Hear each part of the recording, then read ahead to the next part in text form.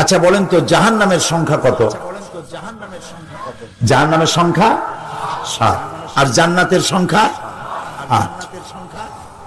সূরা ফাতিহার মধ্যে আল্লাহ 7টি আয়াত নাযিল করেছেন। আল্লাহ রাব্বুল আলামিন সূরা ফাতিহা নাযিল করেছেন আয়াত কয়টা বলেন? আর জাহান্নামের সংখ্যা কয়টা? সূরা ফাতিহার 7টি আয়াতের শিক্ষা যদি কোন মানুষ গ্রহণ করে আমল করে, আল্লাহ রাব্বুল আলামিন তার জন্য জাহান্নামের 7টি দরজা বন্ধ করে দিবে।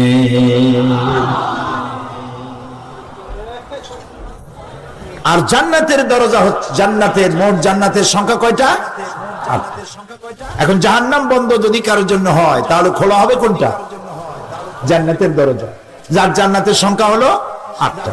এখানে মুমিনের 8টি বৈশিষ্ট্য আল্লাহ বর্ণনা করছেন। এই 8টি বৈশিষ্ট্য যদি কেউ গ্রহণ করতে পারে, আল্লাহর 8টি জান্নাতের দরজাই তার জন্য খোলা হয়ে যাবে। এই 8টি কথা আজকে বলবো ইনশাআল্লাহ। কাগজ থাকলে, কাগজ কলম থাকলে লিখবেন, আর না হয় মনে রাখবেন। এই ফর্মুলাটি পৃথিবীর কারো বানানো নয়। জান্নাতের মালিক যিনি এবং আমাদের মালিক যিনি, আমার মালিকের তৈরি করা ফর্মুলা। সুবহানাল্লাহ। তিনি বলছেন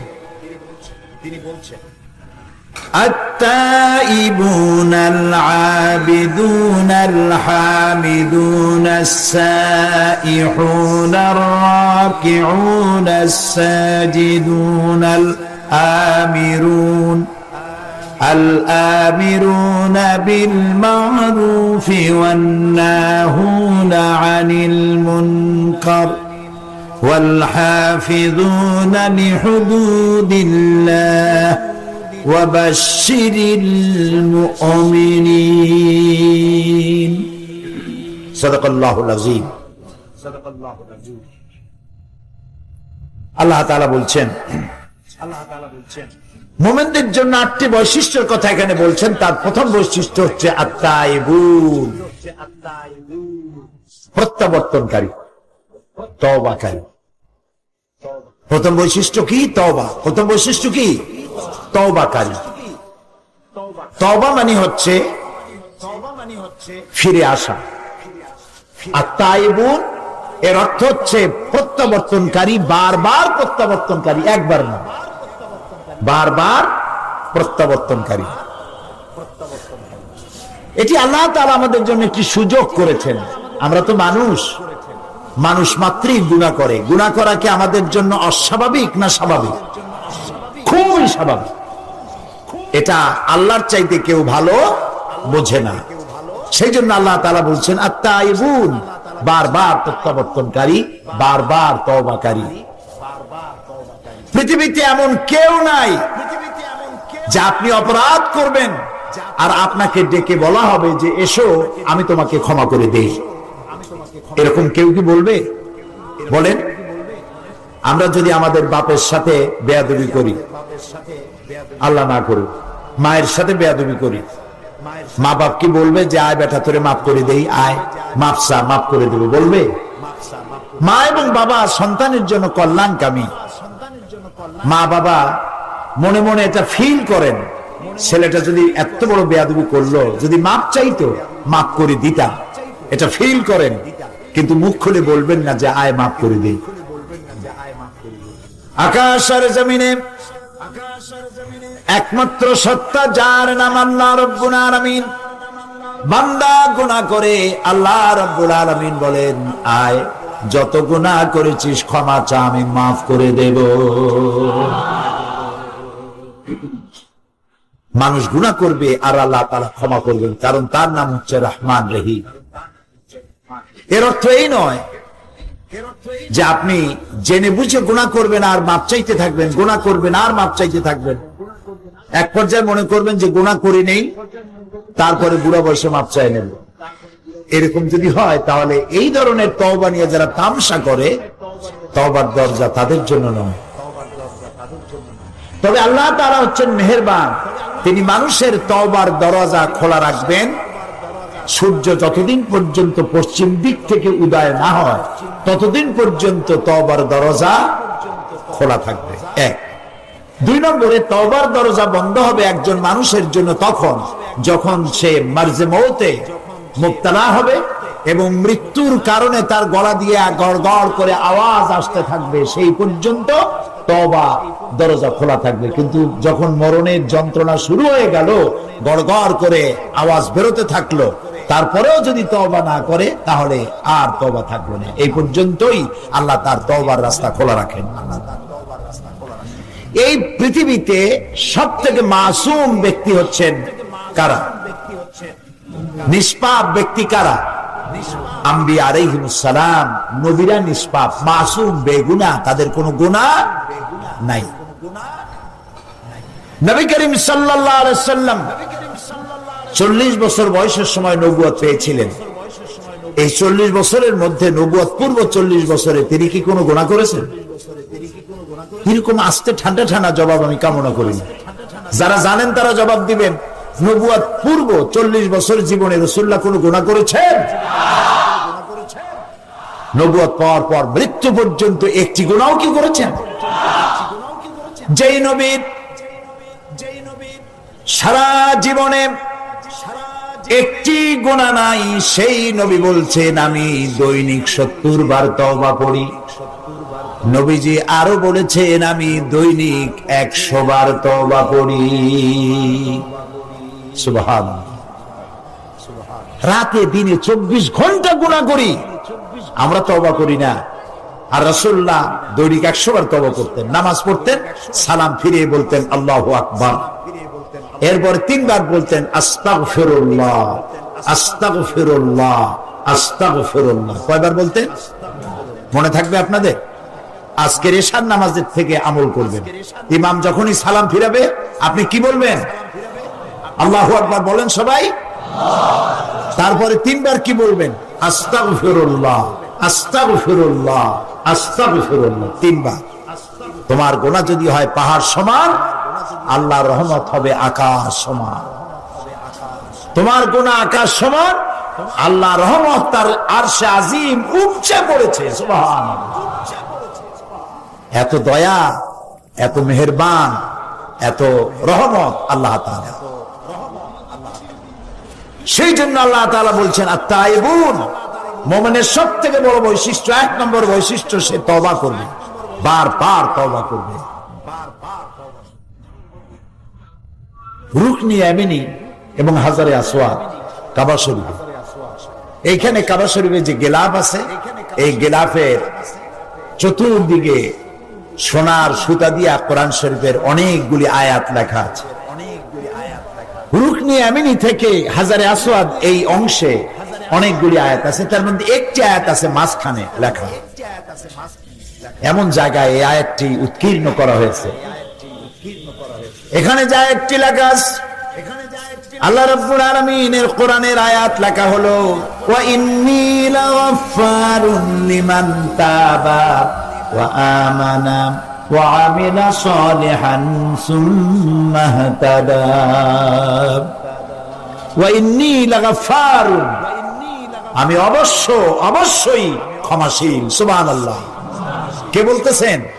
আল্লাহ তাআলা। আমি অবশ্যই ক্ষমাশীল, দয়াবান। কাদের জন্য? লিমান তাবা, যে ব্যক্তি তওবা করলো, ঈমান আনলো এবং নেক কাজ করলো, নেক আমল করলো, সুম্মা ইহতাদা, এবং এরপরে সেই নেক আমলের উপরে টিকে থাকলো, হেদায়েতের উপরে টিকে থাকলো, আমি তার জন্য ক্ষমাশীল। আল্লাহর ক্ষমা তার বান্দাদের জন্য বিশাল মেঘের মতো ছায়া দিয়ে আছে আমাদেরকে। হযরত ওমর ফারুক রাদিয়াল্লাহু তাআলা আনহু একবার হেঁটে যাচ্ছিলেন অন্ধকার রাতে, পেছনে কিছু সাহাবীরা হাঁটতেছিলেন। এমন সময় চলতে চলতে তিনি জিজ্ঞেস করছেন, আচ্ছা তোমাদের মধ্যে এমন কি কেউ আছো যিনি বলতে পারো যে কোরআনে কারীমের মধ্যে মুমিনের জন্য হতাশা ব্যঞ্জক কোন আয়াত আছে নাকি? একজন চট করে জবাব দিলেন, আছে। কি সেই আয়াত মুমিনের জন্য হতাশা ব্যঞ্জক? পেছনে যিনি জবাব দিচ্ছিলেন তিনি বললেন, فمن يعمل مثقال ذرة خيرا يره ومن يعمل مثقال ذرة شرا يره। পৃথিবীতে যে ছোট্ট একটি নেকির কাজ করবে, ভালো কাজ করবে, সরিষা পরিমাণ নেকির কাজ করলে সেটা দেখতে পাবে। আর সরিষা পরিমাণ গুনার কাজ যদি কেউ করে তাও সে কিয়ামতে দেখতে পাবে। এটা মুমিনের জন্য হতাশা ব্যঞ্জক আয়াত। ছোট্ট ছোট্ট গুনাহও দেখতে পাবে। হযরত আবু সাঈদ খুদরি রাদিয়াল্লাহু তাআলা আনহু তিনি প্রশ্ন করেছিলেন, হে রাসূল, এই আয়াত নাযিল হওয়ার পর তিনি বলেছিলেন, হে রাসূল, আমি কি আমার ছোট বড় সব ছোট ছোট গুনাহগুলিও দেখব? রাসূলুল্লাহ বললেন, হ্যাঁ, দেখতে পাবে। হযরত আবু সাঈদ খুদরি রাদিয়াল্লাহু তাআলা আনহু শিশুর মতো ডুকরে কেঁদে উঠলেন, তাহলে তো আমি শেষ হয়ে যাব, আর একবার মরে যাব, আমার সব গুনাহ যদি আমি কিয়ামতে দেখি। হযরত ওমর কাঁদতেছিলেন। কিছুক্ষণ পর জিজ্ঞেস করলেন, আচ্ছা, কোরআনের মধ্যে মুমিনের জন্য আশা ব্যঞ্জক কোন আয়াত কি আছে? পেছন থেকে জবাব এলো, আছে। কি? তিনি জবাবে বললেন, قل يا عبادي الذين أسرفوا على أنفسهم لا تقنطوا من رحمة الله إن الله يغفر الذنوب جميعا। হে নবী, আপনি বলুন, হে আল্লাহর বান্দারা, তোমরা যারা নিজের নফসের উপরে জুলম করেছো, অত্যাচার করেছো, লা তাকনাতু মির রাহমাতিল্লাহ, আল্লাহর রহমত থেকে মায়ুস হয়ে যেও না, নিরাশ হয়ে যেও না, হতাশ হয়ে যেও না। সুবহানাল্লাহ। নিশ্চয়ই আল্লাহ তাআলা সমস্ত গুনাহ খাতাকে মাফ করে দিবেন। সুবহানাল্লাহ। হযরত ওমর কান্না জড়িত কণ্ঠে বললেন, আচ্ছা, তোমাদের মধ্যে কি আব্দুল্লাহ ইবনে মাসউদ আছে নাকি? আব্দুল্লাহ ইবনে মাসউদ বললেন, আমি তো আপনার প্রশ্নের জবাবগুলি দিচ্ছিলাম। সুবহানাল্লাহ। আব্দুল্লাহ ইবনে মাসউদ ছিলেন রাখাল, উট ছাগল ভেড়া চড়ায় বেড়াতেন, রাখাল। আব্দুল্লাহ ইবনে মাসউদের মতো রাখালকে এই কোরআন শরীফ তাকে রাইসুল মুফাসসিরিন বানিয়ে দিয়েছে। সুবহানাল্লাহ। খাট্ট মানুষ ছিলেন, ছোট্ট মানুষ ছিলেন। একবার তিনি গাছে উঠতেছিলেন, খেজুর গাছে খোরমা পারবার জন্য। সাহাবায়ে কেরাম যারা নিচে দাঁড়ানো ছিলেন, হযরত আব্দুল্লাহ ইবনে মাসউদকে তার ছোট্ট ছোট্ট পা দেখে নিচে হাসাহাসি করতেছিলেন। রাসূলুল্লাহ লক্ষ্য করলেন, বললেন, সাহাবীরা, তোমরা আব্দুল্লাহ ইবনে মাসউদের ছোট পা দেখে হাসতেছো? কিয়ামতের দিন আব্দুল্লাহ ইবনে মাসউদের দুটো পা আল্লাহর দরবারে উহুদ পাহাড়ের চাইতে ওজন বেশি হয়ে যাবে। সুবহানাল্লাহ। কত বড় আলেম ছিলেন তিনি। মুমিন বান্দার জন্য আল্লাহ তাআলার রহমত তার হতাশার মেঘকে কাটিয়ে দেবে। গুনাহ যারা আমরা করেছি, গুনাহ থেকে বাঁচার পথ কি? গুনাহ থেকে মাপ পাওয়ার পথ কি? নবীজি বলেছেন, আল্লাহ রাব্বুল আলামিন 3000 বছর ধরে জাহান্নামের আগুনকে উত্তপ্ত করেছে। এই জাহান্নামের আগুন অন্ধকার অমাবস্যা রাতের মতো কালো হয়ে গেছে। এই জাহান্নামের আগুন যদি পৃথিবীর সব সমুদ্রের মহাসমুদ্রের পানি যদি ঢেলে দেওয়া হয়, জাহান্নামের আগুন নিভবে না। জাহান্নামের আগুন সমুদ্র মহাসমুদ্রের পানিতে আগুন নিভবে না, কিন্তু গুনাহগার বান্দার অনুশোচনা আর অনুতপ্ত আর অনুশোচনার 2 ফোঁটা চোখের পানি তার জন্য নির্ধারিত জাহান্নামের আগুন নিভে যেতে পারে। বান্দা যখন গভীর রাত্রি আরামের ঘুমকে হারাম করে তাহাজ্জুদের নামাজ পড়ে আল্লাহর দরবারে হাত তুলে যদি কান্দে, রব্বুল আলামিন শয়তানের ওয়াসওয়াসায় পড়ে গুনাহ করেছি, মাফ করে দাও।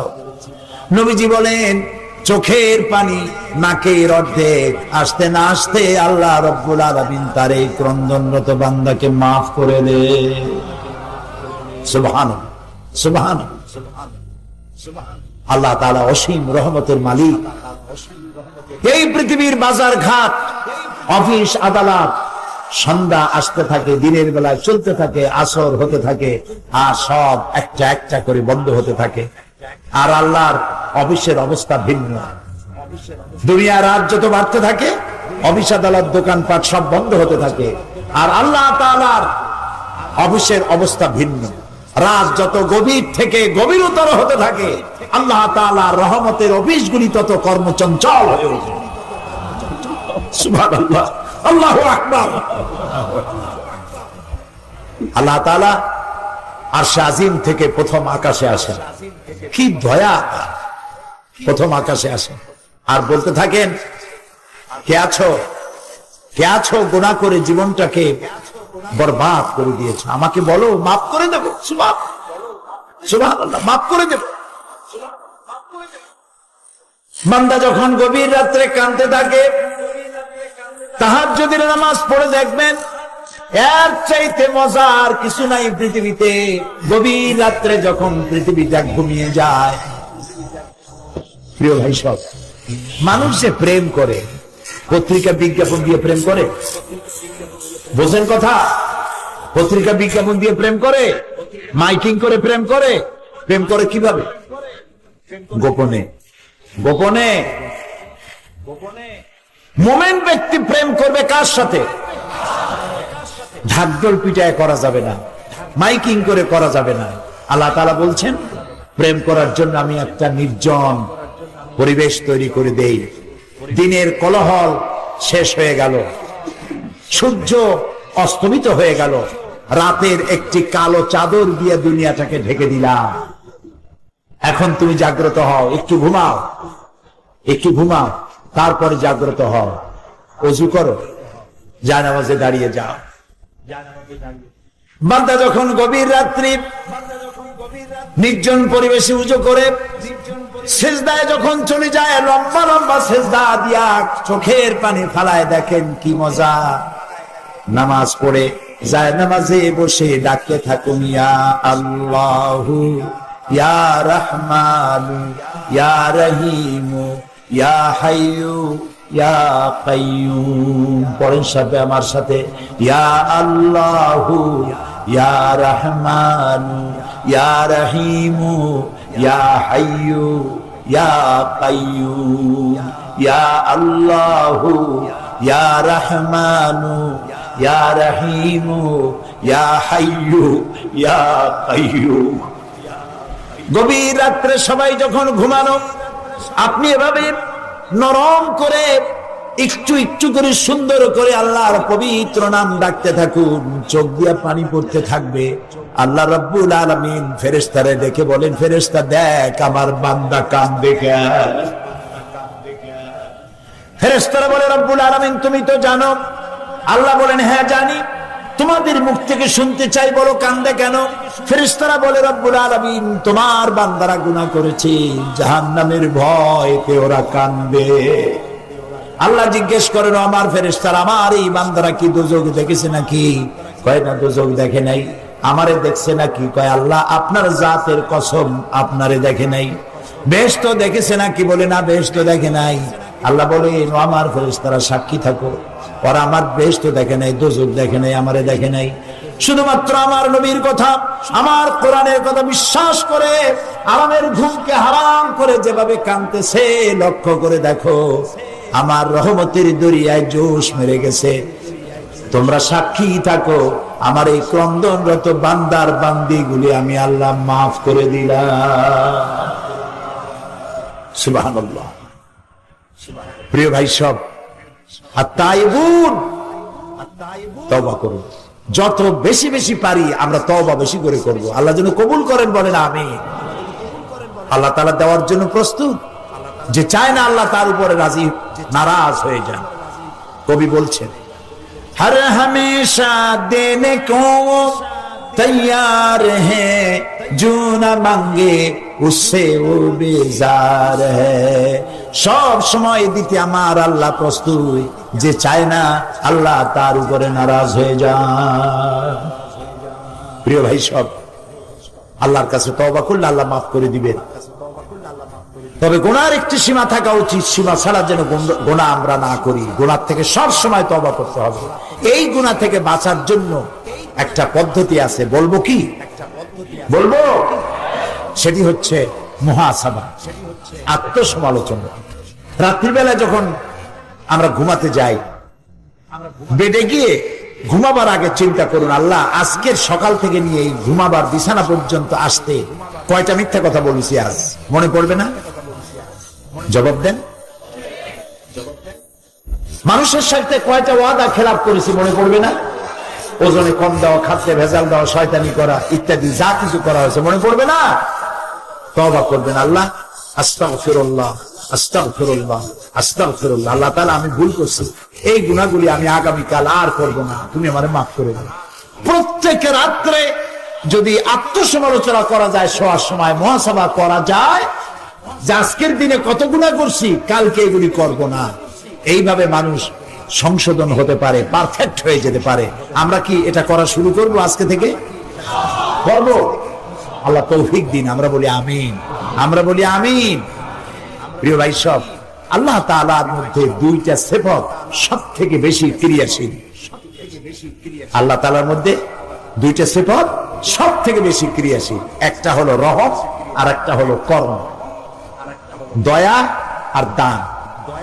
দান করতে গিয়ে তিনি তাকিয়ে দেখেন না শত্রু এবং মিত্রকে, সমানই দিতে থাকেন, কারণ তার নাম হচ্ছে রহমান। সুবহানাল্লাহ বলে, তার নাম করিম। হাদিসে কুদসিতে এসেছে, রাসূলুল্লাহ আল্লাহ তাআলা বলেছেন, এই পৃথিবীর দাম যদি আমার কাছে একটা মশার দানার তুল্য হতো, আমি কাফেরকে এক ঢোক পানি কিনতে দিতাম না। এই পৃথিবীর কোন দাম আল্লাহর কাছে নাই। খুলু ওয়া তামাত্তাউ, খার ফুর্তি কর, জবাব একদিন দিতে হবে। তা আল্লাহ তাআলার মধ্যে কারিমিয়ত, দয়া, কি বলে, দান, দানশীলতা, এই সিফাতটা দারুণ ভাবে ক্রিয়াশীল। আরেকটি হলো রহম, দয়া। এত দয়া যা বলে শেষ করা যাবে না। আপনি অপরাধ করবেন, গভর্নমেন্ট আপনাকে গ্রেফতার করবে, চুরি ডাকাতি যেটাই করেন গ্রেফতার করা হবে, জেল থেকে মুক্ত হবেন, কিন্তু থানায় যে অপরাধের লিস্টে, অপরাধীদের লিস্টে আপনার নাম ছিল, ওই নাম কিন্তু কাটা হবে না। আবার অন্যায় করবেন, জেলে যাবেন, নাম লেখা হবে, কাটা হবে না। না, যতবার অপরাধ করবেন জেলে যাবেন, জেল থেকে মুক্তি পাবেন, নামগুলি লেখা হয়ে যাবে, নাম কাটা হবে না। কিন্তু আল্লাহ রব্বুল আলামিন তার আদত মোবারক ভিন্ন। মানুষ গুনাহ করে, গুনাহ থেকে তওবা করলে পরে আল্লাহ রাব্বুল আলামিন গুনাহই শুধু মাফ করেন না, গুনার খাতা থেকে নামটা আল্লাহ মুছে ফেলে দেন। শুধু তাই নয়, তওবা যদি কবুল হয়ে যায়, সাইয়্যাত গুলি আল্লাহ তাআলা হাসানাত দিয়া বদলায় দেন। সুবহানাল্লাহ, সুবহানাল্লাহ, আল্লাহু আকবার। এই জন্য আল্লাহ যেন আমাদেরকে বেশি বেশি তওবা করার তৌফিক দান করেন। মুমিনের এক নম্বরে কোয়ালিটি, সে তওবা করবে এবং বারবার তওবা করবে, তওবা করতেই থাকবে। নবী করিম সাল্লাল্লাহু আলাইহি ওয়াসাল্লাম নামাজের মধ্যে দাঁড়িয়ে যেতেন গভীর রাত্রে তাহাজ্জুদের জন্য। কোন গুনাহ ছিল রাসূলের? ছিল না।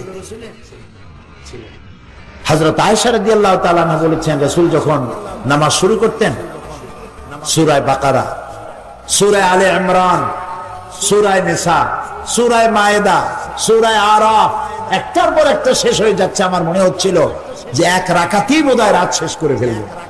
রুকুতে যেতেন, মনে হতো এই রুকু থেকে বোধহয় আর উঠবেন না। সেজদা দিতেন, মনে হতো রাসূলুল্লাহ ইন্তেকাল করেছেন, কোনো সাহস হতো না। ভাবতাম রাসূলুল্লাহ মারা গেলেন নাকি। আমি পায়ের আঙ্গুল ধরে চাপ দিতাম, রাসূলুল্লাহ ব্যথা পেয়ে পায়ের আঙ্গুলে নাড়া দিতেন, তখন আমি বুঝতাম রাসূলুল্লাহ বেঁচে আছেন। দাঁড়িয়ে দাঁড়িয়ে নামাজ পড়তে পড়তে পা এরকম ফুলে যেত, পাও মোবারক এরকম ফুলে যেত, সকাল বেলায় জুতার মধ্যে রাসূলের পাও প্রবেশ করতো না। এই পৃথিবীতে আসার পর আমাদের হায়াত তো বাড়ছে না, বরং হায়াত প্রতি মুহূর্তে কি হচ্ছে? লোকেরা বলে হায়াত বাড়ে, হায়াত তো বাড়ে না। হায়াত কি হয়? জন্মের পরের থেকে আমার জন্য রিজার্ভ আছে যতটুকু, 50 বছর বাঁচবো, 60 বছর বাঁচবো, যতটুকু হায়াত আমার জন্য নির্ধারিত করা আছে, নির্ধারণ করা আছে, প্রতিদিন একদিন করে কমে যেতেছে। এজন্য আমি বলি, আমার বাড়িতে যে ঘড়িটা আছে, এই ঘড়িটা বেলা 1টার সময় ঢং করে একটা আওয়াজ দেয়, শ্রোতাকে শুনিয়ে দেয়, বাড়িওয়ালা তোমার জীবনের মূল্যবান হায়াত থেকে 1 ঘন্টা কমায়া দিলাম। 2টার সময় 2টা ঘন্টা লাগায় শোনায় দিল, বান্দারে তোমার জীবনের মূল্যবান সময় থেকে 2টি ঘন্টা কমে গেল। এমনি করে দিন গেল, মাস গেল, বছর গেল, আমাদের হুঁশ হলো না। সময় চলে গেল তাস খেলে খেলে, সময় চলে গেল আমাদের খেলাধুলা করে, শয়তানি বদমাশি করে। সময় কতটুকু পেলাম? কিয়ামতের দিন, বিচারের দিনটা যেটা হবে, আল্লাহ রাব্বুল আলামিন বলেন বিচারের দিনটাই লম্বা হবে 50 আলফা সানা মিম্মা তাউদ্দুন। বিচারের দিনটা লম্বা হবে কত বছর? 50,000 বছর। কত বছর? দুনিয়ায় যেভাবে তুমি হিসাব করো, দুনিয়ার গণনা অনুযায়ী হাসরের বিচারের দিনটা হবে 50,000 বছরের মতো লম্বা। এক কিতাবে দেখেছি, তিনি লিখেছেন হিসাব করে, কিয়ামতের ওই দিনটা হিসাবে 50,000 বছর একটা দিন লম্বা। ওই হিসাবে পৃথিবীতে যারা 60 বছর বাঁচলো, সেজন্য আখিরাতে 2 মিনিট দুনিয়ায় বাঁচলো।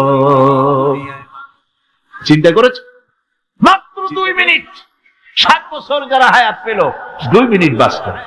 এই 2 মিনিটের জন্য কত হাঙ্গামা, কত মারধর, কত সন্ত্রাস, ক্ষমতার জন্য লড়াই, ঠ্যাং করেঙ্গে ত্যাং করেঙ্গে, লাঠি কে আন্দার মুগুর ভরেঙ্গে, শক্তির খেলায় অস্থির। আমার বন্ধুগণ, সময় চলে যাচ্ছে স্রোতের মতো করে, কারোর জন্য সময় অপেক্ষা করতেছে না। আমাদের মৃত্যু প্রতি মুহূর্তে কাছে চলে আসতেছে। এই জন্য শায়ের বলেছেন, আগাহ আপনি মৌত সে कोई बशर नहीं, अगर आपने मौत से कोई बशर नहीं, सामा 100 बरस के हैं पल की खबर नहीं। মৃত্যু সম্পর্কে আমাদের কারো জানা নাই। যে কোনো মুহূর্তে মৃত্যু আমাদের কাছে এসে যেতে পারে, মৃত্যু সম্পর্কে কিছুই জানা নাই। অথচ প্রতি মুহূর্তে আমরা মৃত্যুর দিকে এগিয়ে চলছি। মাল সামান 100 বছর কি ধরে খাবো তাও জমা করে রেখেছি, কিন্তু এক মুহূর্তের খবর নাই। মা ফিরে এসেছি, বাড়ি যেতে পারবো নিশ্চয়তা নাই। আছে? বলেন আছে? আপনি বাড়ি যাও ভালো, বসেছেন, দাঁড়াতে পারবেন, এই নিশ্চয়তা আছে? নাই। সুতরাং সুরাতে যে সময়ের উপরে কসম করে মূলত সময়ের অপরিসীম গুরুত্ব সম্পর্কে আল্লাহ পাক মানুষকে বুঝাই দিতেছেন। সময়ের দাম দাও। আমাদের সময় চলে যায় গান শুনতে শুনতে, আশ্চর্য মলম বিক্রি করা দেখতে দেখতে, তাস পাশা খেলতে খেলতে সময় চলে যায়, কেউ খেয়াল করে না। সময় বলতে অতীত কালও হতে পারে, আবার বর্তমানও হতে পারে। আর বর্তমান কাল কোনো কালই না। বর্তমান কাল কোনো কাল নয়। প্রতি মুহূর্তে ভবিষ্যৎ এসে বর্তমান হয়, আর প্রতি মুহূর্তে বর্তমান কি হয়?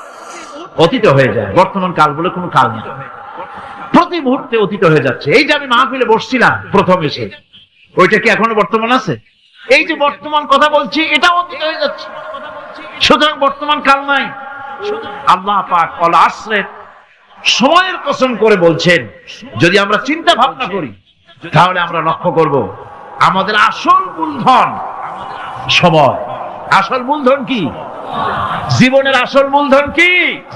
সময়। ইমাম রাজি রহমতুল্লাহ আলাইহি এই পর্যায়ে এক বুজুর্গের ব্যক্তির কথা তিনি আলোচনা করেছেন। তিনি বলেছেন যে একটা লোক, তিনি সূরা আল আসর এর ব্যাখ্যা তিনি বুঝতেছিলেন। ব্যাখ্যা এই মাথার মধ্যে ঘুরপাক খাচ্ছিল, এর ব্যাখ্যা কি? একবার তিনি বাজারে ঢুকলেন, তারপরে তিনি শুনতে পেলেন বাজারের এক প্রান্ত থেকে একজন চিল্লায় বলতেছে, সেই ব্যক্তির উপরে রহম করো যার পুঁজি গলে যায়, সেই ব্যক্তির উপরে রহম করো যার পুঁজি গলে যায়। উনি চিন্তা করলেন পুঁজি এবার গলে কেমন? উনি দৌড়ে গেলেন, যায় দেখেন যে যে ব্যাটা চিল্লাচ্ছে সে হচ্ছে বরফ বিক্রেতা। কি বিক্রেতা? বরফ। এখন এই বরফ বিক্রেতা সে চিল্লায় বলতেছে সেই ব্যক্তির পরে রহম করো যার পুঁজি কি গলে যায়। সূর্যের তাপ বাড়ছে আর বরফ গলে যাচ্ছে। সে বুঝাতে চাচ্ছে যে আমার এই বরফটা জমাট থাকা অবস্থায় তোমরা কেউ কেনো, যেহেতু আমার পুঁজি তো এর মধ্যে আমি ইনভেস্ট করেছি। এটা যদি পানি হয়ে যায় তো পানি তো কেউ কিনবে না, এটা তো যেখানে সেখানে পাওয়া যায়। বরফ পাওয়া যায় না বলি তো আমি বরফ কিনে আনছি। তোমরা আমার প্রতি দয়া করো, তাড়াতাড়ি করে বরফটা কিনে নিয়ে যাও। ইমাম রাজি রাহমাতুল্লাহ আলাইহি বলেন, বুজুর্গ ব্যক্তি চিৎকার মেরে বললেন আল্লাহু আকবার। আমি কিন্তু এই বরফ বিক্রেতার ঘোষণার মধ্য দিয়ে সূরা ওয়াল আসরের তাফসীর আমি বুঝে ফেলেছি। তার মানে হলো বরফ বিক্রেতা যেভাবে বলতেছে সেই ব্যক্তির উপরে রহম করো যার পুঁজি গলে যায়। আমারও তো একটা পুঁজি আছে, ওই পুঁজির নাম হায়াত। প্রতি মুহূর্তে আমার পুঁজি তো গলে যেতেছে, আমার পুঁজি তো গলে যায়, প্রতি মুহূর্তে কমে যেতেছে। আহারে এই পুঁজি যে গলে গেল ধরে রাখতে পারলাম না, এই জন্য কিছুই তো করতে পারি নাই। সূরা ওয়াল আসরের ভিতরে মানুষের আয়ুষ্কাল দেওয়া হয়েছে বরফ গলে যাওয়ার মতো দ্রুত, সে আয়ু কমে যাচ্ছে। একে যদি নষ্ট করে ফেলা হয়, ভুল কাজে ব্যয় করা হয়, সেটাই হচ্ছে মানুষের মূল ক্ষতি। মানুষের মূল ক্ষতি ব্যবসায় ক্ষতিগ্রস্ত হয়েছে, এটা মূল ক্ষতি নয়। স্বাস্থ্য হারাইছে, মূল ক্ষতি নয়। রাজনীতিতে ব্যর্থ হয়েছে, মূল ক্ষতি নয়। জীবনে মন্ত্রিত্ব হারাইছে, মূল ক্ষতি নয়। মূল ক্ষতি প্রতি মুহূর্তে সময় নষ্ট হচ্ছে, এটাই মূল ক্ষতি। ভাইরা, কিয়ামতের দিন জান্নাতীদের কোনো দুঃখ থাকবে না, সকলের দুঃখ থাকবে। জান্নাতীদের কোনো দুঃখ থাকবে না? থাকবে, থাকবে। জান্নাতীদের মনের মধ্যে একটা দুঃখই থাকবে। ভালো করে শুনুন, জান্নাতীদের মনের মধ্যে একটা দুঃখই হবে। তারা মনে মনে চিন্তা করবেন, আফসোস করবেন, আহারে যদি দুনিয়ায় বসে অমুক সময় বাসে বসেছিলাম, আজে বাজে চিন্তা করেছি, বাড়ির ড্রয়িং রুমে একা একা বসে বসে আজে বাজে চিন্তা করেছি, অমুক অমুক সময় খেলাধুলায় কাটাইছি। এই সময়গুলিতে যদি সুবহানাল্লাহ, আলহামদুলিল্লাহ, লা ইলাহা ইল্লাল্লাহ, আল্লাহু আকবার এই তাসবিহ যদি পড়তাম, জিকির আজগার করতাম, জান্নাতের ভিতরে আরো নিয়ামত লাভ করতে পারতাম। সময়টা তো কাজে লাগাইলাম না। মানুষের সত্য, মুমিনের সব কাজে সওয়াব। তাকুলু লিন-নাসি হুসনা, মানুষের সঙ্গে ভালো ভালো কথা কও, মানুষের সঙ্গে হাসি মুখে কথা কও। একজনের সাথে হাসি মুখে কথা বললেন, আপনার একটা সদকা দেওয়ার মতো সমান সব আমলনামায় লেখা হয়ে গেল। ভালো ভালো কাম করেন। বন্ধুগণ, সময় দ্রুত গতিতে চলে যাচ্ছে, মানুষের জীবন ক্ষতিগ্রস্ত হচ্ছে। ক্ষতি থেকে বাঁচতে পারবে 4টা গুণ যার মধ্যে আছে, বাকি সব ক্ষতিগ্রস্ত হয়ে যাবে। আমার ভাইয়েরা, এই কথাগুলি বলে আল্লাহ পাক যেন এরকম একটা দৃষ্টান্ত দিলেন। আপনি যদি পরীক্ষার হলে গিয়া দেখেন ছাত্ররা পরীক্ষা দিতেছে, পরীক্ষার জন্য নির্ধারিত সময় কতটুকু? 3 ঘন্টা। 3 ঘন্টা, 3 ঘন্টা। আপনি গিয়ে দেখলেন কোন একজন পরীক্ষার্থী পরীক্ষা দিতে গিয়ে আর একদিকে তাকায় আছে, আকাশের তারা গুনতেছে, অথবা সে গল্প করতেছে, অথবা পরীক্ষা বাদ দিয়ে আজে বাজে কিছু লিখতেছে। আপনি যেমন তাকে, ওই ছেলেটাকে আনবো না, গাফেল ছেলেটাকে ঘড়ির দিকে তাকায় বলেন, এই ছেলে ওই ঘড়ির দিকে তাকাও, দেখো তোমার সময় কিন্তু চলে যেতেছে, মাত্র 1 ঘন্টা আর তুমি সময় নষ্ট করতেছো। আল্লাহ যেন স্নেহ পরবশে তামাম পৃথিবীর গোলামদেরকে, বান্দাদেরকে আঙ্গুল নির্দেশনা দিয়ে বলছেন, বান্দারা প্রতি মুহূর্তে তোর জীবনের মূল্যবান সময় চলে যেতেছে, প্রতি মুহূর্তে সময় যাচ্ছে। আর ইনসান, ইনসান বলতে শুধু মুসলমান না, ইনসান বলতে কি মুসলমান শুধু না, আল ইনসান মানব মণ্ডলী, বিশ্বের সমস্ত মানুষকে আল্লাহ বলছেন, হিন্দু, খ্রিস্টান, বৌদ্ধ, নাসারা, ইহুদি, মজুসি, মুসলমান, বিশ্বের সব মানুষকে আল্লাহ বলছেন। যেহেতু আল্লাহ স্রষ্টা, মানুষের ব্যাপারে সার্বিক কল্যাণময় কথা কে বলতে পারেন? কে বলতে পারেন? সে আল্লাহ রাব্বুল আলামিন বলছেন, সময় চলে যাচ্ছে ও পৃথিবীর মানুষেরা। এই মানুষ বলতে আল্লাহ রাব্বুল আলামিন কোন ব্যক্তি, কোন গোষ্ঠী, কোন জাতিকে বলেন নাই। বলেছেন সমগ্র মানবতাকে। এর অর্থ হচ্ছে সূরাটিতে উল্লেখ্য 4টি গুণ যদি আমল করতে পারে লোকেরা, যেই ব্যক্তি করবে, যেই সমাজ করবে, যেই রাষ্ট্র করবে, যেই গোষ্ঠী করবে, যেই জাতি করবে, তারাই ক্ষতি থেকে বেঁচে যাবে। আর যারা করবে না তারা ক্ষতিগ্রস্ত হবে। কি হবে বলুন? এখন আল্লাহ পাকের কথা শুনুন। আল্লাহ পাক বলছেন ওয়াল আসরি ইন্নাল ইনসানা লাফি খুসর। খুসরিন, এই যে খাসারা, এই শব্দটা হচ্ছে আবিধানিক অর্থে ক্ষতি হচ্ছে লাভের বিপরীত। লাভের বিপরীত কি? ক্ষতি।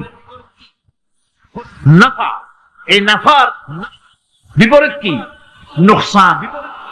খাসারাতে নোকসান বলা হয় পুঁজি 50,000 খাটাইছিলাম, লাভ করতে পারি নাই, পুঁজি ঠিক আছে, এটাকে বলা হয় নোকসান। এটাকে কি বলা হয়?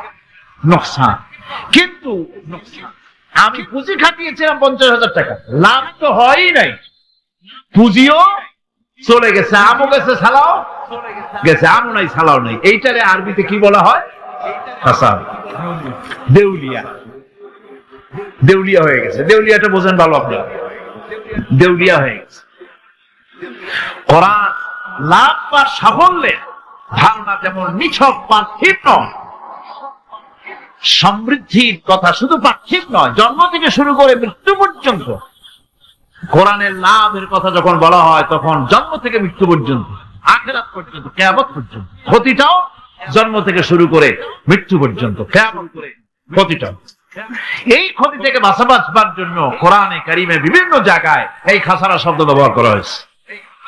আল্লাহ রাব্বুল আলামিন বলছেন ওয়ামান খাফফাত মাওয়াজিনুহু ফাউলাইকাল্লাযীনা খাসিরু আনফুসাহুম বিমা কানু বিআয়াতিনা ইয়াযলিমুন। যাদের পাল্লা ভারী হবে কিয়ামতে তারাই হবে সফলকাম, আর তাদের পাল্লা হালকা হবে নেকির পাল্লা। নেকির পাল্লা যাদের হালকা হবে তারা হবে ক্ষতিগ্রস্ত, তারা নিজেরাই ক্ষতি সাধনকারী হবে কিয়ামতের দিন। কাজে মানুষের জীবনের সমুদয় কার্যাবলীর ভালো অংশ যদি খারাপ অংশের উপরে বিজয়ী হয়, তারপরে খারাপ অংশ পাওনাদারদের দিয়ে টিয়া, এরপরে যদি নেকি কিছু বাকি থাকে, তাহলে বোঝা গেল লোকটা কিয়ামতে নাজাত পাবে। আর যদি ভালো কাজের উপরে খারাপ কাজ বিজয়ী হয়ে যায় আর সমস্ত পাওনাদারদেরকে পাওনা মিটাইয়া তারপরও পাপ বাকি থেকে যায়, এক চাইতে খাসারা পৃথিবীতে, আকাশে, জমিনে কিছু আর হবে না। এর থেকে বাঁচার জন্য আল্লাহ পাক এই খাসারা থেকে বাঁচার জন্যই মানুষকে এই কথা বলছেন। এই কথা দিয়ে কোরআনে কারিমের অন্য একটি আয়াতে আরো সুন্দর করে বলা হয়েছে, যারা নাকি এই দুনিয়ার বুকে, যারা নিজেদের পুঁজি খাটাইছে, জীবনের পুঁজি সুদ কামাইতে খাটালো, জীবনের পুঁজি খাটালো হারাম কামাইয়ের ভিতরে, অন্যায় কাজের ভিতরে, যারা জীবনের পুঁজিকে আল্লাহর দ্বীনের কাজে লাগাতে পারে নাই, তাদের সম্পর্কে বলা হচ্ছে খাসিরাত দুনিয়া ওয়াল আখিরাতা যালিকা হুয়াল খুসরানুল মুবিন। খাসিরাত দুনিয়া ওয়াল আখিরা, দুনিয়াও ক্ষতিগ্রস্ত, আখিরাতেও ক্ষতিগ্রস্ত। এটা হচ্ছে তার জন্য সুস্পষ্ট ক্ষতি, এর থেকে বড় ক্ষতি আর কিছুই হতে পারে না। আল্লাহ পাক কোরআনে কারীমে অন্যত্র বলেছেন وَنُنَزِّلُ مِنَ الْقُرْآنِ مَا هُوَ شِفَاءٌ وَرَحْمَةٌ لِّلْمُؤْمِنِينَ وَلَا يَزِيدُ الظَّالِمِينَ إِلَّا خَسَارًا। আমি এই কোরআন অবতরণের পরিক্রমায়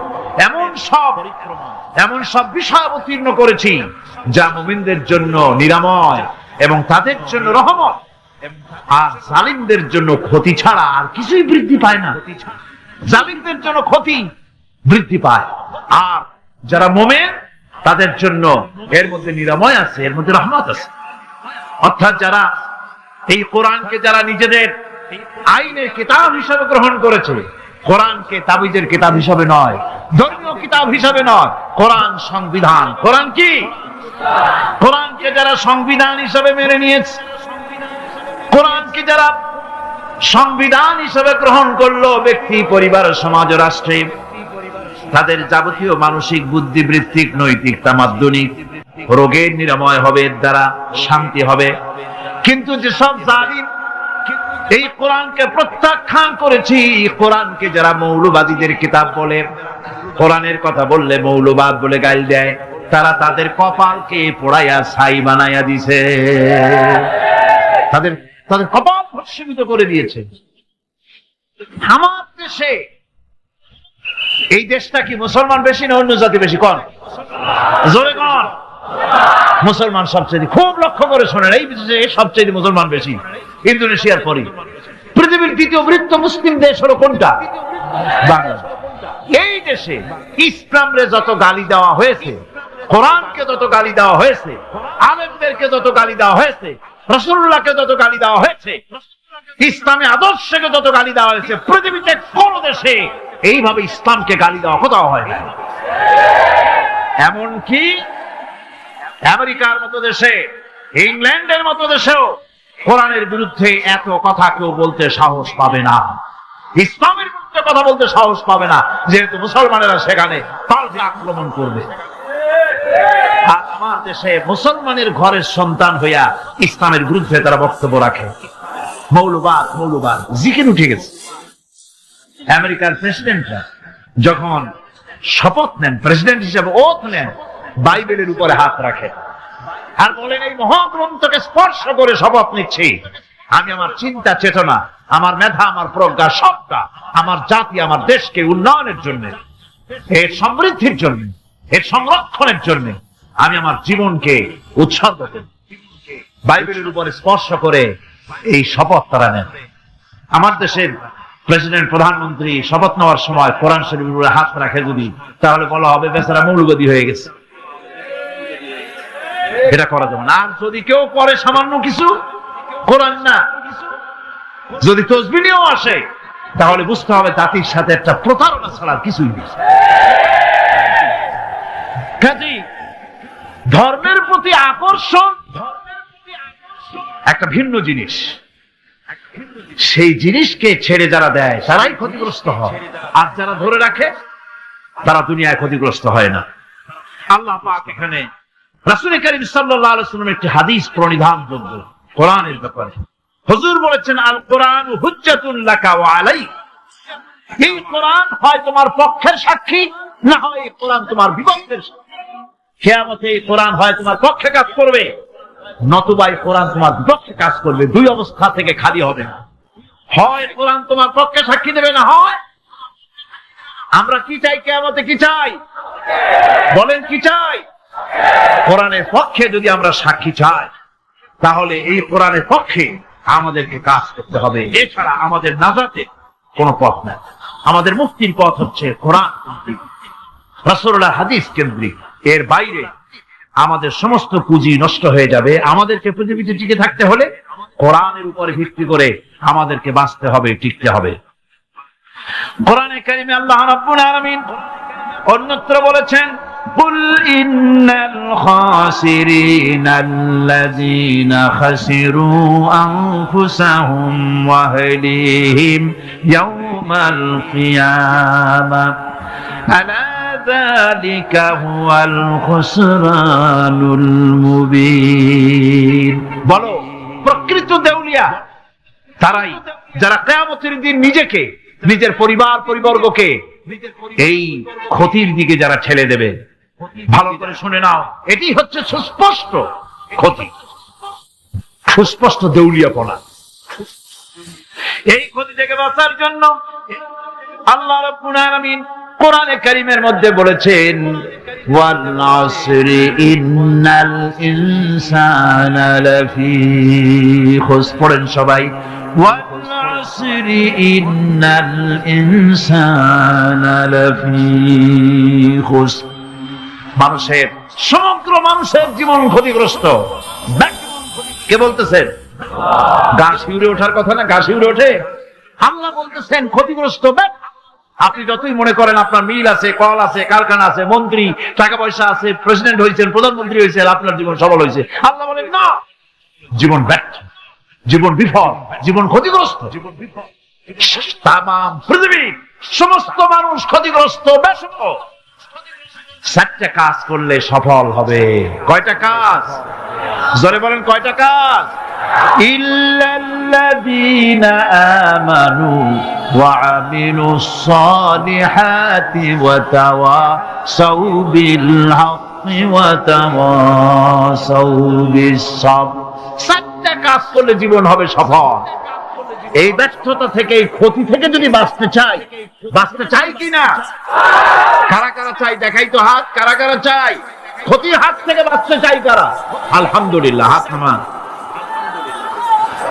ক্ষতির হাত থেকে যারা বাঁচতে চান, আল্লাহ রাব্বুল আলামিন তাদের জন্য ফর্মুলা পেশ করেছেন, ইল্লাল্লাযীনা আমানু ওয়া আমিলুস সালিহাতি ওয়া তাওয়াসাউ বিল হাক্কি ওয়া তাওয়াসাউ বিস সাবর। আল্লাহ পাক বলেন 4টি কাজ করলে জীবন সফল হয়ে যাবে। কয়টা কাজ? 4টা কাজ করলে জীবনটা সফল হয়ে যাবে। 1 নম্বরে ঈমান। 1 নম্বরে কি? ঈমান। এটাই হচ্ছে ফাউন্ডেশন। ক্ষতি থেকে বাঁচার জন্য প্রথম যে গুণটি, সেটির নাম হচ্ছে ঈমান। ইসলামে ঈমানের স্থান সর্বপ্রথম, তারপরে হচ্ছে ইসলাম। ঈমান আগে, তারপরে কি? ইসলাম। ইসলাম হচ্ছে বীজ, ঈমান হচ্ছে বীজ, আর ইসলাম হচ্ছে চারা, গাছ। এটা হচ্ছে ভিত্তি। এই ভিত্তিকে সর্বপ্রথম মজবুত করতে হবে। ঈমানের ভিত্তি, ঈমানের ভিত্তি দুনিয়ায় ঈমানের আহ্বান জানাবার জন্যই আল্লাহ রাব্বুল আলামিন সমস্ত নবী এবং রাসূলদেরকে পৃথিবীতে পাঠিয়েছেন ঈমানের আহ্বানের জন্য। দুনিয়ার সমস্ত নবীদের দাওয়াত ছিল ঈমানের দাওয়াত। কিসের দাওয়াত? এই ঈমানের দাবিটা আসছে, দাওয়াতটা এসেছে আল্লাহর কাছ থেকে। কার কাছ থেকে? দেখুন, পৃথিবীর ভিতরে কোন নবীদের কথার সাথে আরেকজন নবীর কথার কোনো বৈপরীত্য হয় নাই। সমস্ত নবীদের কথা একরকম ছিল। কয় রকম?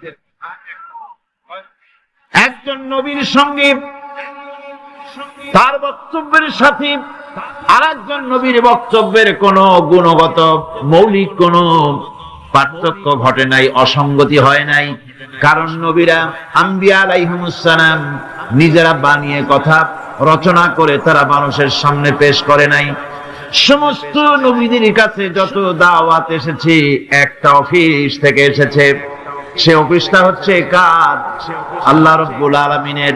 তাই দুনিয়ার সমস্ত পয়গম্বরদের দাওয়াত ছিল না ইলাহা ইল্লাল্লাহ, লা ইলাহা ইল্লাল্লাহ, লা ইলাহা, লা ইলাহা ইল্লাল্লাহু মুহাম্মাদুর রাসূলুল্লাহ। এটাই ছিল সমস্ত নবীদের দাওয়াত।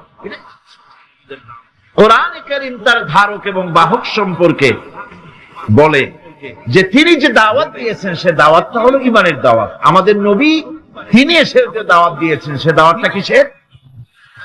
কোরআনে কারীম বলছি, রব্বানা ইন্নানা সামি'না মুনাদিয়ান ইউনাদি লিল ঈমান। হে আমাদের রব, নিশ্চয়ই আমরা এমন একজন আহ্বায়কের আহ্বান শুনেছি, যিনি আমাদেরকে ঈমানের দাওয়াত দিয়েছেন। এমন কোন পয়গম্বর নাই দুনিয়ায় যিনি ঈমানের দাওয়াত দেন নাই।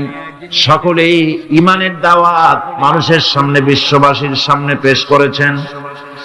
কোরআনে হাকিম স্পষ্ট একটা সীমারেখা দুনিয়ার মানুষের সামনে পেশ করে পৃথিবীর মানুষগুলিকে দুটি শ্রেণীতে বিভক্ত করে দিয়েছে। একটি হচ্ছে ঈমান পোষণকারী, আরেকটি হচ্ছে অবিশ্বাসী। একটা ঈমান পোষণকারী আর একটা অবিশ্বাসী। ঈমান পোষণকারীরা সত্যশ্রয়ী, তারা হচ্ছে জ্ঞান এবং নূরের সম্পদে সমৃদ্ধ। আর দ্বিতীয় দলটি হচ্ছে কাফের, জালিম, মূর্খ। তারা হেদায়েতের রাস্তা তাদের জন্য অবরুদ্ধ। কোরআনে কারীম এই দুইটি দল সম্পর্কে উল্লেখ করতেছেন, মাসালুল ফারিকাইনি কাল আ'মা ওয়াল আসাম্মি ওয়াল বাসীরি ওয়াস সামিম হাল ইয়াস্তাবিয়ানি মাসালান আফালা। কোরআন শরীফ বলছে, হাল ইয়াস্তাবিয়ানি মাসালান আফালা তাযাক্কারুন। দুইটি শ্রেণীতে আল্লাহ পাক ভাগ করে দিয়েছেন। একটা শ্রেণী হচ্ছে অন্ধ, বোবা, বধির। আরেকটি যারা শুনতে পায়, চোখে দেখতে পায়। এই দুটি কখনো এক নয়, সমান নয়। এ দুটির রাস্তা আলাদা। কাফেরের রাস্তা আর ইমানদারদের রাস্তা সম্পূর্ণ ভিন্ন। আল্লাহ রাব্বুল আলামিন ঈমান এবং কুফরের পার্থক্য বলে দেওয়ার জন্য গোটা মানব জাতির মধ্যে স্পষ্ট করে বলেছেন, লা ইকরাহা ফিদ-দীন ক্বাদ তাবায়্যানার রুশদু মিনাল গায়্। দ্বীনের ব্যাপারে জোর জবরদস্তি নেই। এখানে হেদায়েতের পথ এবং গোমরাহি, হেদায়েতকে গোমরাহির পথ থেকে সম্পূর্ণ আলাদা করে দেওয়া হয়েছে। লা ইকরাহা ফিদ-দীন, দ্বীনের ব্যাপারে কোনো জোর জবরদস্তি নেই। যারা ধর্মনিরপেক্ষবাদী তারা এই আয়াতটাকে নিজেদের মতবাদকে প্রতিষ্ঠার লক্ষ্যে অনেক সময় কাজে লাগায়। দুটি আয়াতকে তারা বেশি ব্যবহার করে। একটা হচ্ছে লাকুম দীনুকুম ওয়ালিয়া দীন, আর একটা হচ্ছে লা ইকরাহা ফিদ-দীন। এই দুইটি আয়াতকে ধর্মনিরপেক্ষবাদীরা ব্যবহার করে। এই দুটির কোনটি তাদের আদর্শকে বোঝাবার লক্ষ্যে ব্যবহারের কোনো সুযোগ নাই। লা ইকরাহা ফিদ-দীন, ধর্মের ব্যাপারে কোনো বাড়াবাড়ি নাই, জোর জবরদস্তি নাই।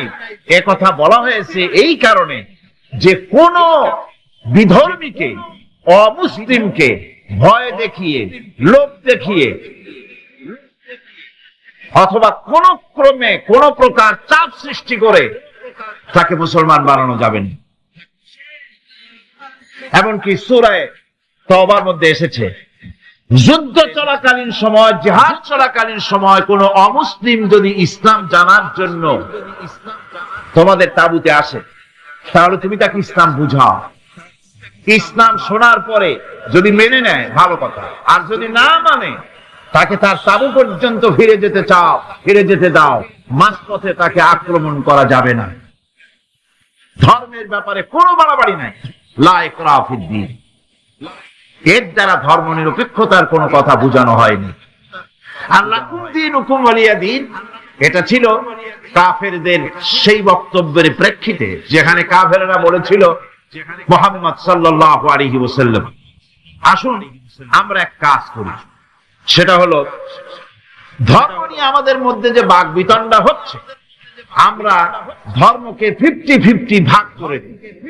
কিছুদিন আমরা গিয়া আপনার আল্লাহরে সেজদা দেই, আর কিছুদিন আপনারা আমাদের মূর্তিগুলিকে প্রণাম করুন।